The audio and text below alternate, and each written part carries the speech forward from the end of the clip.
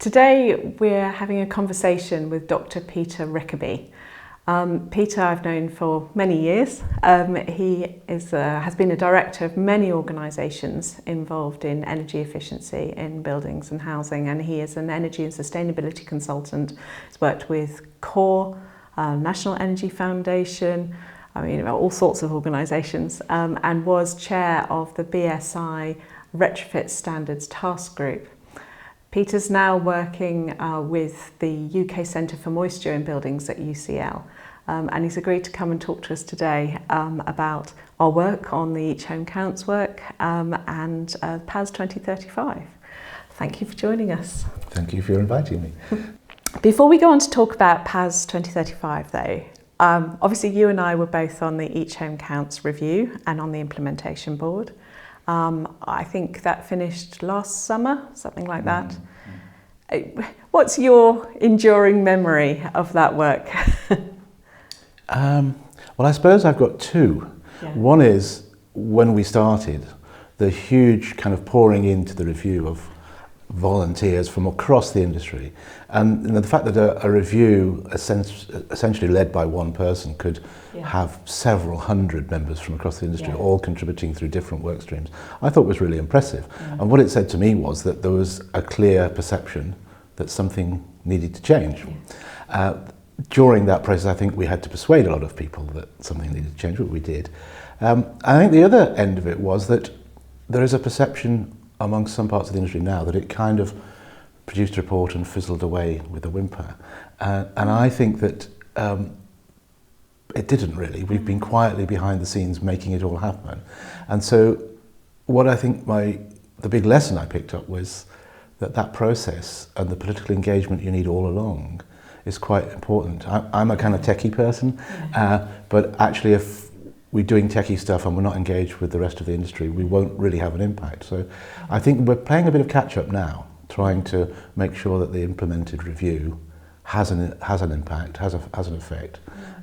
We'll see what happens. Yeah, no, I agree with you. It was at the beginning, I remember walking into that room and all those people there, and that mix of skills and experience was really quite extraordinary, actually. If I think back to all the people who were involved. And I know when I was working on the Code of Conduct and the Customer Charter work. And wow, the input and the ideas that came from people at a very early stage. There were some that missed the boat, I think, to be honest. But actually, at the very early stages, the positive input was fantastic. And that gave us a lot of momentum in the early days. Yeah. Yes, and then I think a lot of that momentum was carried through. Some of it tailed away, but a lot of it was carried through. Yeah. It was very good. But I think the process was quite hard. Yeah. I don't think any of us expected it to take 3 or more years to have an impact into the industry and to follow all the strands through and deliver the outcomes. Yeah. And certainly for me, the last couple of years were quite hard work. Yeah. We were doing lots of things that I hadn't done before, and dealing with people I hadn't come across before.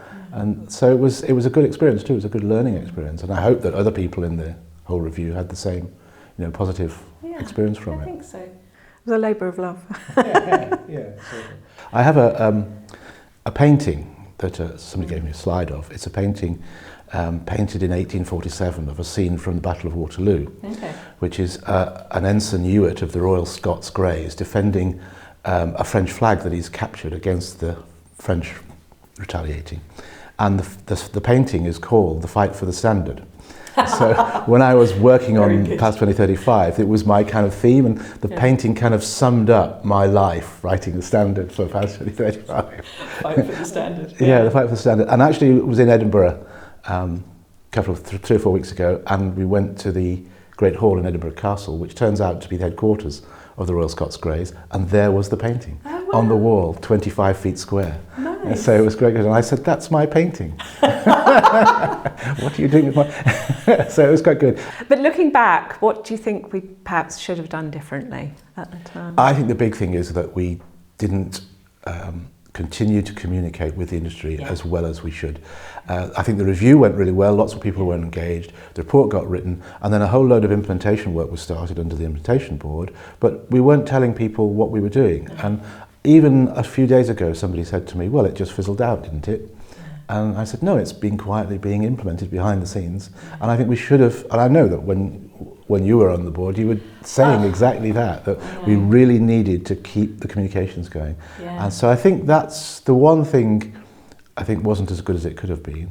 And I think also there was perhaps not as much ministerial support as we could have had. The civil servants were pretty good, but I think junior politicians could have been a bit more present. And that was, we've been working in a time of turmoil and changing ministers all the time. So it's understandable why it's been like that. The two sponsors who set the review up were long gone. But nevertheless, I think we were kind of, the word industry-led review was kind of, had a new meaning by the end of it, because it was definitely industry-led. Yeah, no, that's true. And we were in a pre-net zero policy world, weren't we? Yes. No, fair enough. Okay. So what do you think will be the legacy of the Each Home Counts work? I think the things, I may be a little bit prejudiced because it's towards what I do, but the things that I think will endure are that we will have set up a quality assurance programme. And we had an industry which was in dire straits, really, delivering dreadful outcomes to people, not really taking any account of the people whose homes they were wrecking.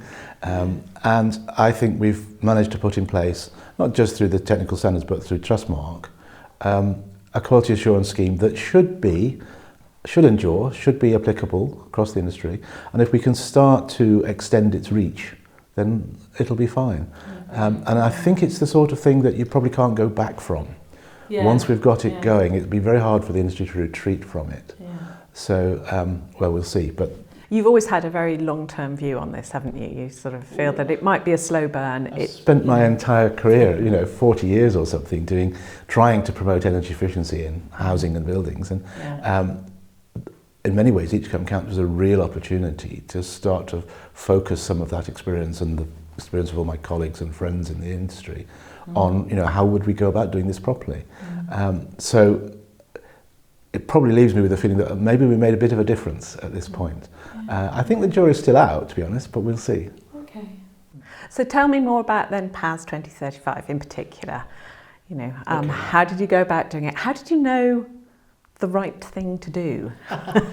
Well, PAS2035, and PAS is publicly available specification, and the PAS2035 is essentially a comprehensive domestic retrofit standard which is designed to improve the process. It doesn't sort of say the wall shall have a certain insulation level or the boiler shall have a certain efficiency. It says the process you should follow through in order to make sure that everything works properly and we get what we expected. Has to be this process. So I'd done a bit of work previously on PAS 2030 since 2011, so I'd been on the steering group for that, and I sort of understood how things work. But writing a standard from scratch, being the technical author for the first time, was quite an interesting experience. And the key point is that standards worldwide are produced by committees, so there's a real danger you get a camel and not a horse. Those committees are industry representatives, and they have to come to consensus. They never vote. And that's good because nobody can say, well, I didn't vote for that bit, so I'm not following it. But on the other hand, consensus is really difficult to achieve sometimes, and it means that you're left with all your, you have to use all your political skills to persuade people. And in fact, when I took the job of chairing the BSI's Retrofit Standards Task Group, which is essentially the technical standards work stream of Each Home Counts, I said to the people at BSI, well, this feels like half political job and half a techie job, and I'm a kind of techie person, so how's this going to work? And they said, don't worry, we bring committees to consensus all the time. And that's what we do at BSI, and therefore we'll do the politics, you just do the techie stuff. It never worked out like that. Because they didn't know enough about the techie stuff to be able to do the politics.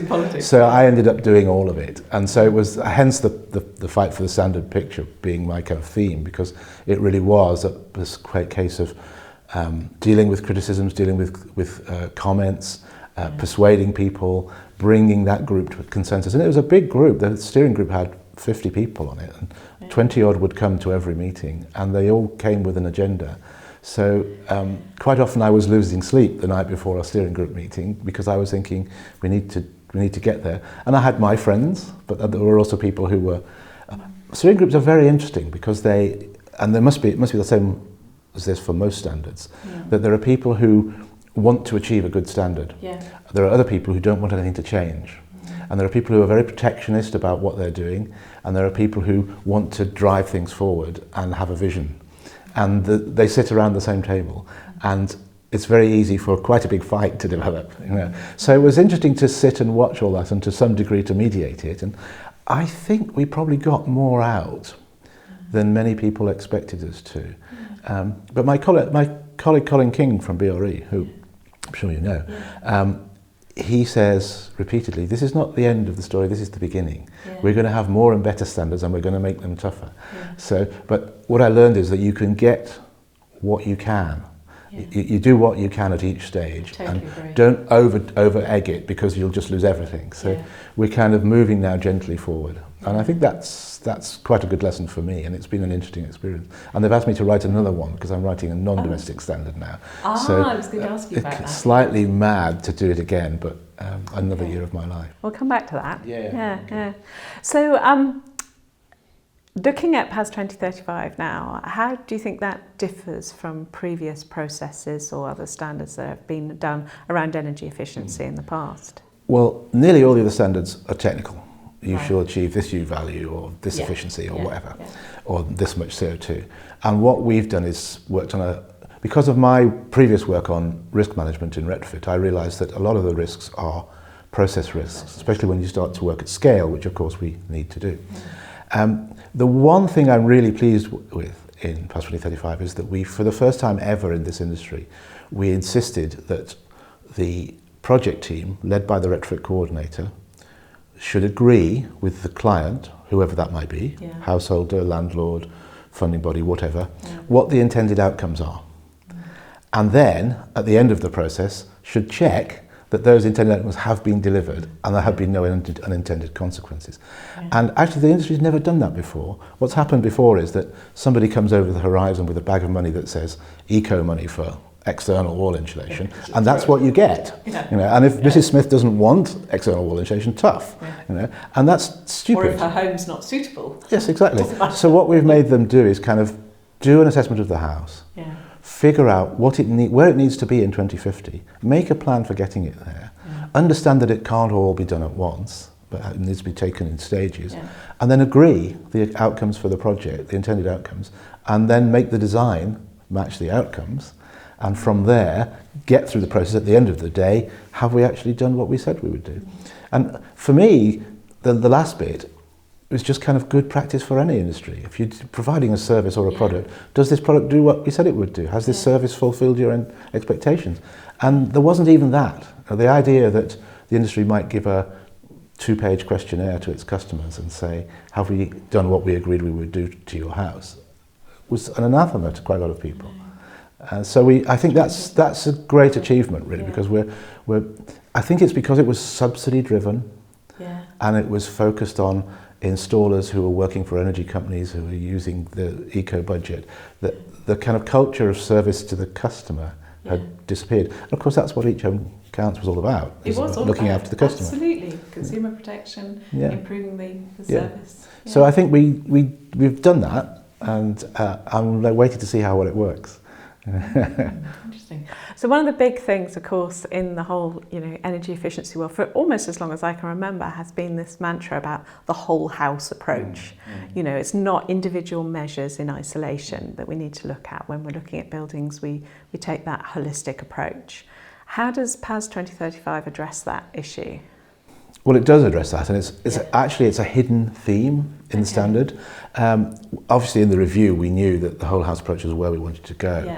I think what I was conscious of is that we were faced with an industry which is structured to deliver single measures. There are lots of little companies who install one thing, and actually the whole house approach, they can't do it. And so the way we've set up PAS2035 is it's never stated explicitly, but implicitly the intention is to drive the industry in a certain direction. So it's meant to, it's very clearly says the whole house approach is what you need to do. You need to take a view of the house, make a plan for it, all those things. But then what we're expecting to happen is that all those people out there who are doing one measure, all those single measure companies, will be subject over the next few years to partnerships, joint ventures, mergers, acquisitions, cooperatives, things like that. And so slowly the industry will coalesce to deliver multi-skilled, more capable teams who can deliver whole house approach.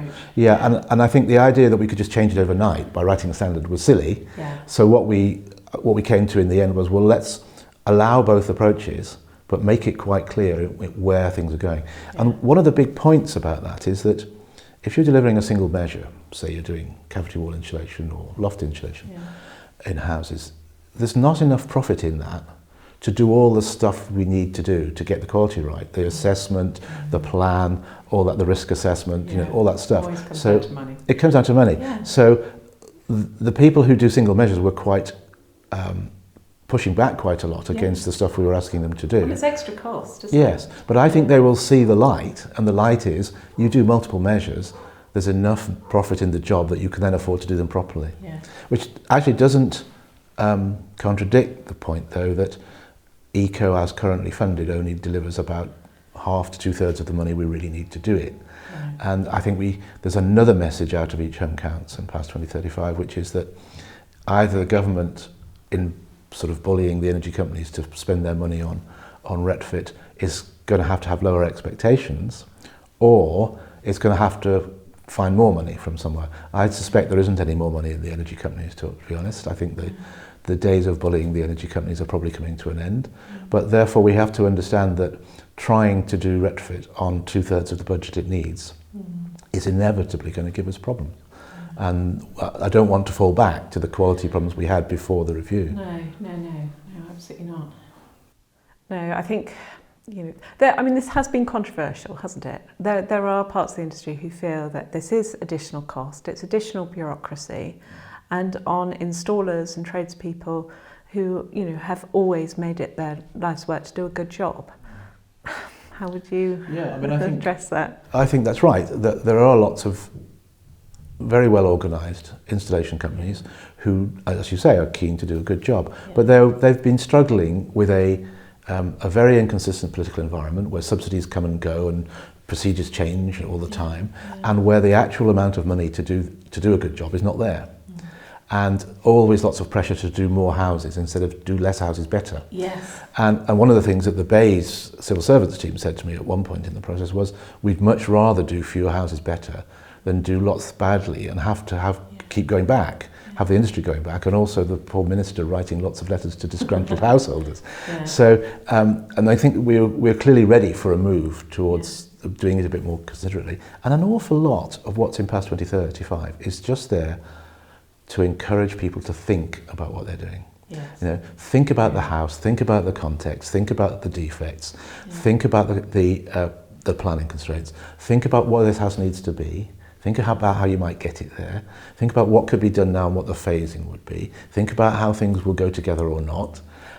Think about what the customer's needs are, not just about saving CO2 or saving energy, but you know, what about the health and well-being of the occupants, and what about the architectural heritage, all those kinds of things. And we're just basically saying, here's a process that causes you at various points in the process to think.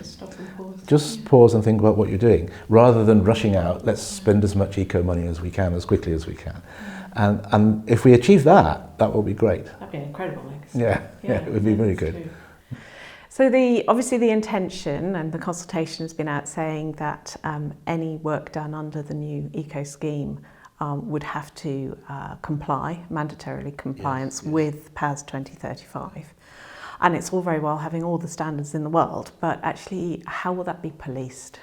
Well, the way it works is that the eco regulations promulgated through Ofgem will require eco-funded work to be part of Trustmark, to be endorsed by Trustmark, to carry the Trustmark. And the Trustmark organisation is essentially the overarching quality assurance organisation, it will mandate the use of PAS2035. And actually PAS2035 then refers to and then calls in dozens of other standards, and they're all part of the requirement, because if PAS2035 refers to it, it's also applicable. So once this thing has started at the top with Trustmark being required, then all the standards suddenly apply to the work. So then your question goes to the heart of it. How do we police it? There's a certain amount of compliance policing inside the standards. So PAS2035 has a retrofit coordinator. There must be one for every project, and their job is to demonstrate compliance to Trustmark, and therefore they have to assemble the evidence that they've done all the things right. But at the same time, Trustmark is part of the policing. They need to do, using their data warehouse where everything is uploaded, they need to do some risk assessed or risk based audits, and they do some checks on site. So I think it's audits of documents and checks on site. And they need to have, you remember our colleague on EHM Counts, David Adams, said that the system had to have teeth at the end of the day. Absolutely. And they need to be in a position, in my view, where when people don't comply, they get sort of sanctioned the first time round, maybe even the second, but the third time round they get chucked out and they lose the Trustmark and the ability to work in that sector. And so I think if we can encourage Trustmark to put the teeth into their activity, and at the moment I'm very impressed by their kind of confidence that they know what they're doing and they're going to do it. They absolutely do. And they understand what's needed. So they're very civilised people, but they're also, I suspect, they'll be quite tough under the covers. So well, I remember from my days, obviously I chaired Trustmark for a period of time, and it has the nuclear option, it has that bullet when it requires it, and we used it then. I'm sure they will in the future. I think they will. So I think if we can get all that working, and the sort of quality checks and assurance running all the way up from the referred to standards through PAS2035 up to Trustmark, and government continuing to back that system, it will be fine. I'm slightly nervous at the moment because of the eco consultation, where some people are pushing back against the whole idea. But if we can survive that, we'll be all right. Well, actually, and then it's sort of what happens next after that, because if eco money is there to help sort of mandate and to drive this forward, I mean, you will remember we used to talk about, there was the banks and others that came to us and said, we need the confidence that these standards and that Each Home Counts gives us and PAS2035 gives us. We need that confidence in order to be prepared to invest into the UK retrofit market, which is obviously huge and very important. But do you think this will happen? Do you think these other sources of funding will come through to the market that will drive that forward? I think there's a good chance. And at the moment, some of the things I'm doing with BAYS are mostly around persuading other bits of the housing sector to adopt the standards. So housing associations, local authorities, some of the BAYS competitions, that kind of thing, and some of the city authorities programmes like the GLA's work and Manchester's. And I think if we can get it out there and get the whole system working, and people with experience of it saying, well, we work in that regime and it's fine, then I think other people out working perhaps in more privately funded arrangements will be sympathetic to it. I think the finance industry is interesting because you and I both remember when those guys from a famous bank showed up and said, we've got 13 billion quid to invest. Billions and billions. And what they essentially said was, you de-risk this process for us. They said it's not investable because it goes wrong too often. And I was absolutely in agreement with that. I agree. But then they said, you de-risk it for us and we'll put the 13 billion quid in. And I think my reaction at that point was, we're never going to de-risk it completely. We can put some rules and some processes and some quality assurance in. There are always still going to be some things that go wrong. So I said, actually all we can do really is share the risk with them, but we can make the risk to them lower. And of course that's been at the heart of domestic retrofit for a long time, because what put off all the Green Deal providers at the time of the Green Deal was that they didn't really want to cope with the risk. Once they saw that there was a big technical and process risk, they didn't like it. So I think we've still got to persuade those people. And I've noticed recently some of the same bankers being swayed by other ways of doing it, which perhaps they have more confidence in. There's a famous Dutch retrofit scheme that I'm sure you know about that seems to be persuading them that it's worth investing in. So we'll see what happens. Doesn't matter really in a way if it gets the same outcome. Yeah, I don't really mind. If everybody's doing good retrofit, that's fine. And I think what will happen is as the quality of the work that's done goes up and the numbers of complaints and disasters falls, it'll become a more investable industry. So it's a bit like my promoted move from measures to whole house. It's the same process. I think we're talking 2 or 3 years. Really. Yeah, no, I agree. It's as Colin King says, it's the beginning of the journey. Yes, absolutely.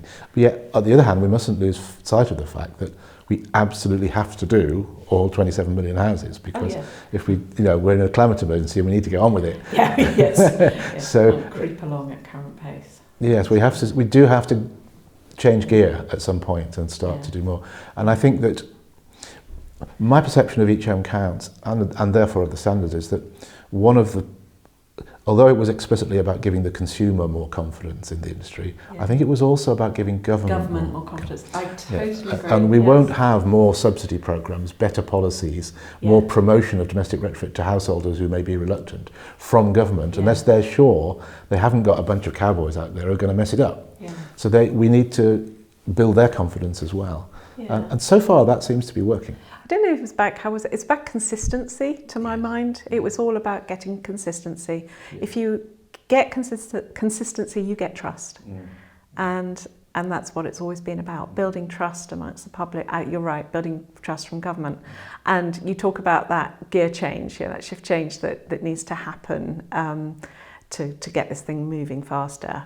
Yeah, I think follow it back to government and devolved government. Yeah, well, we need the civil servants to be able to say, the standards of quality in this industry have gone up. We've done the surveys. We've done, we're not getting the same complaints we used to. All that, and then ministers are going to be more positive about it. I think they're still missing the big component, which is that it's one thing to allow retrofit to happen and to try and improve the quality. It's altogether another to promote it actively. And if we're going to reach 27 million homes, they have to move into that mode eventually. I totally agree. Yeah. So moving away from homes then, I just want to pick up on your comment earlier on that you're working on the non-domestic sector now, because that was definitely a category that we didn't really touch on very much with each home counts. The review it was just about houses, but one of the things that happened was that the old PAS2030, the installer standard, covered both domestic and non-domestic standards, buildings, retrofit, and we took the non-domestic buildings out of it, which has caused slight hiatus because there is eco-funding going into the non-domestic sector. And so BEIS came along and said, well, we really need to replace this with a standard for non-domestic retrofit. And so what we said on the Retrofit Standards Task Group is, well, actually you need proper standards for non-domestic retrofit all across the whole sector. So we have a plan, which we're currently negotiating some funding from BEIS, which is looking as though it's coming. And basically we're thinking of a non-domestic retrofit standard which will have, it won't be split into design and process on the one hand and installation on the other, like PAS2030 and PAS2035. It will be one standard, but it will have two parts because our perception is that there are a lot of non-domestic buildings out there that are like houses. They're made of bricks, they're 2 or 3 stories high. Actually, this building we're in, it's like that, exactly. Your office is, but it's a domestic building. And actually, we can apply a lot of the provisions of PAS2035 to that.